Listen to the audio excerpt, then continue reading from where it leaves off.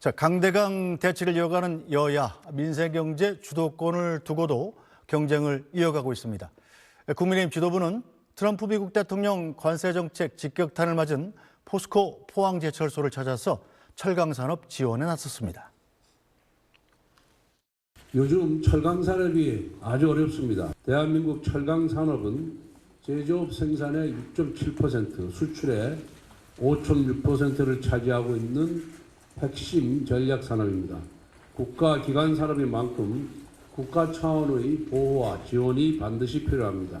국회에서 철강산업 지원에 대한 컨센서스는 마련되어 있지만 지원 법안이 산발적으로 흩어져 있습니다.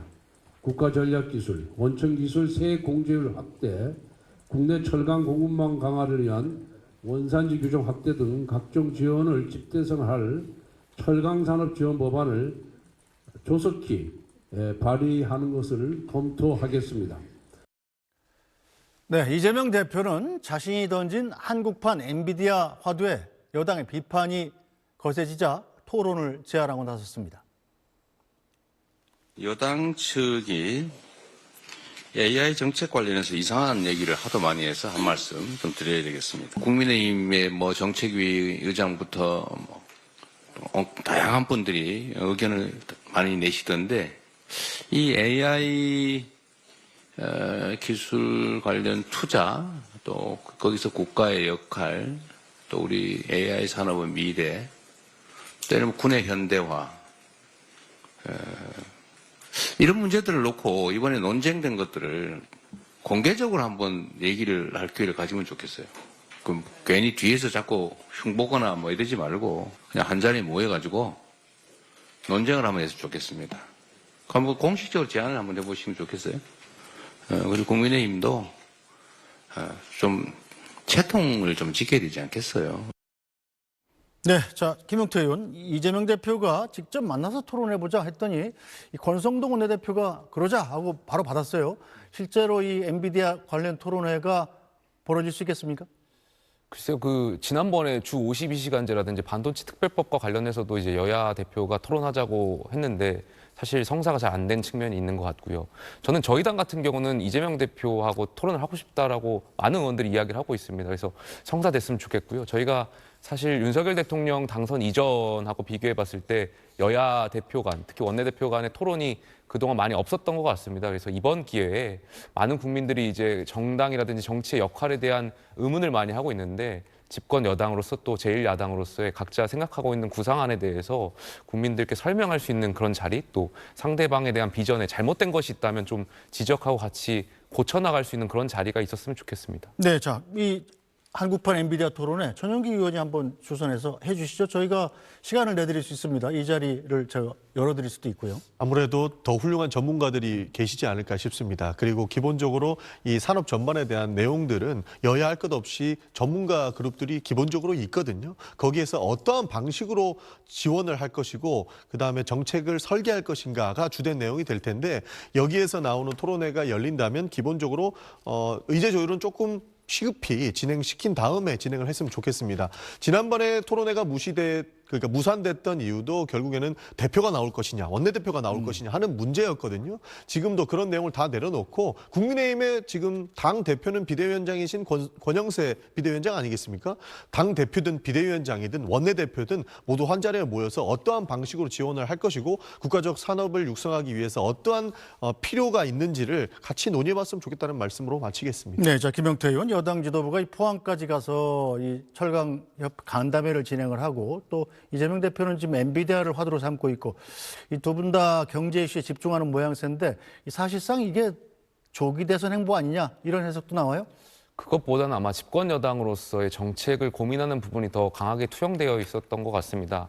물론 이제 이재명 대표가 여러 가지 정책적인 것들 또 말씀들 내뱉고 계시고 있지만 사실 저희가 봤을 때는 이게 진정성이 없다라고 느껴지거든요. 집권 여당이라면은 많은 국민들께 좀 울림 있는 실질적으로 필요한 정책들이 무엇인가에 대한 고민이 있었고 저희가 지난주에 영세 소상공인들과 간담회 자리에서 발표했던 정책들 또 오늘 철강 산업과 관련해가지고 육성법, 지원법을 만들겠다는 이런 법안들 이런 것은 조기 대선을 염두하기보다는 저희가 집권 여당으로서 또 급변하는 국제 정세 속에서 좀 집권 여당으로서 책임을 다하기 위한 그런 행보로 봐주시면 좋을 것 같습니다. 네, 자 이재명 민주당 대표가 던진 이 한국판 엔비디아 화두 어떤 내용인지 다시 한번 정리해 보겠습니다.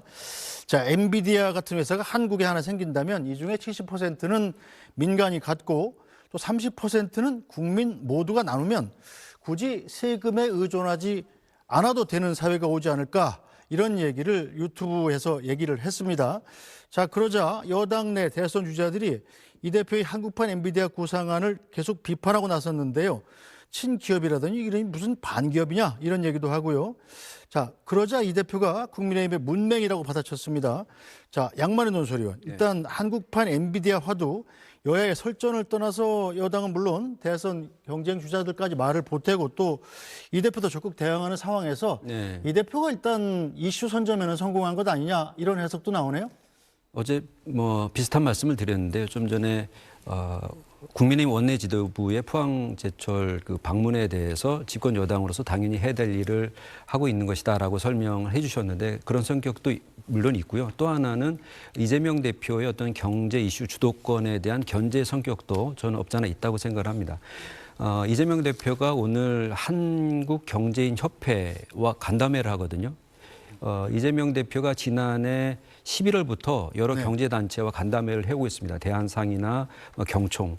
그런데 한국경제인협회는 경제인 전경련의 이제 후신인 거죠. 이게 민주당 대표가 한경협 회장하고 만나는 게 10년 만이라고 합니다. 왜냐하면은 2016년, 17년 박근혜 정부 국정농단 사태 때 전경련이 이제 연루된 것으로 드러나면서 민주당이 경제단체하고 접촉할 때 계속 의식적으로 전경련, 그러니까 한경협은 배제해 왔거든요. 그러다가 10년 만에 만난다라고 하는 것은 뭔가 경제적 의미를 뿐만 아니라 정책 의미가 분명히 있는 거죠. 그리고 20일에는 삼성전자 이재용 회장을 만난다고 하거든요. 그러니까 이게 계속 이재명 대표는 대단히 당내 안정적 기반을 토대로 해서 친기업 이미지를 계속 쌓아오고 있고, 거기다가 끝내는 뭐 중도 보수 정당이다라는 얘기까지 하고 있는 상황 아닙니까? 그래서 계속 이런 부분들을 치고 나가면서 뭐 여러 차례 들으셨겠지만 코끼리는 생각하지 말라는 그 화두처럼 뭔가 이재명 대표가 제시한 화두를 중심으로 얘기들이 흘러나가고 있는 것이 국민의힘 입장에서는 유리할 리는 없는 것 같고요. 그런데 그런 것을 추진하기에는 아직까지는 대통령의 탄핵 심판이 진행되고 있다라고 하는 점, 그래서 뚜렷하게 나서고 있는 인물이 없다라고 하는 점이 국민의힘으로서는 좀 쫓아가기 어려운 상황이, 객관적인 상황이 아닌가 싶습니다. 네, 민주당 내에서는 어떻게 봅니까? 이재명 대표의 이런 경제 행보가 사실상 지지율 상승에도 도움이 된다는 거죠. 충분히 견인할 수 있을 거라고 보고 있습니다. 그리고 민주당이 기본적으로 약하다고 평가받았던 부분이 바로 경제 부분이었는데요. 그렇기 때문에 이재명 대표가 실질적으로 경제 성장을 위해서 어떠한 정책을 설계할 것인지가 지금부터 지켜볼 수 있는 측면이기 때문에 저희 입장에서는 충분히 도움된다라는 말씀을 드리고 싶습니다. 그리고 추가적으로 AI 정책을 왜 꺼냈나라고 물어보면 사실 돈 많이 들고 큰 성과를 가지고 오기 힘든 것이 AI 시장 아니겠습니까? 네. 이런 산업 같은 경우에는 기본적으로 국가가 투자를 해서 그 기업인들이 리스크를 감소할 수 있게끔 하고 추가적으로 국가적인 산업을 가져오고 가자라고 하는 측면인데, 많은 경제인들도 동의를 하고 있는 부분이기 때문에 앞으로는 더 경제인들과의 만남을 추진하고 실질적으로 현실에 앞선 실용 정치를 이끌어 나가기 위한 그런 측면에서는 저희는 충분히 도움된다라고 보고 있습니다. 네. 여기에서 어떠한 토론을 할 것인가가 조금 전에 주된 내용이었는데, 여당의 의원님들께서는 진정성이 없다, 민주당이 추진하는 경제 정책이 진정성이 있겠느냐라고 말씀 주시는데, 오히려 국민의힘이 집권 여당으로서의 진정성을 좀 가지셔야 된다는 말씀을 드리고 싶어요.